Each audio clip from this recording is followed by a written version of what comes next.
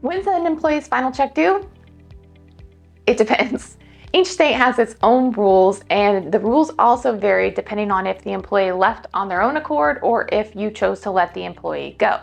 If an employee resigns, the employer sometimes has a longer period of time to get the employee their final check. If the employee was terminated involuntarily, usually there's a shorter period of time for the employee to get their final check. Some states even have rules depending on if the employee gave notice or not when it comes to a resignation.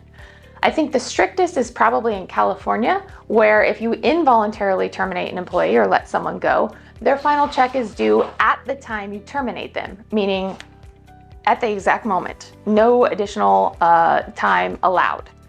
Keep in mind as well that final checks should include all wages owed to the employee, and you cannot withhold a final check if the employee has unreturned equipment.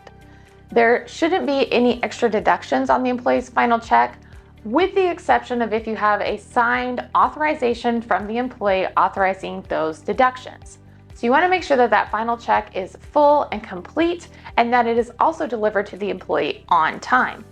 Failure to do so can mean penalties for your business, and also it just creates ill will if you are not fulfilling your obligations as an employer. So as always, if you have questions about when final checks are due, or really anything related to payroll, feel free to give us a shout, find us online, send us an email. You can even send a pigeon. We'll do our best to get back to you. There's nothing more that I like than talking about payroll.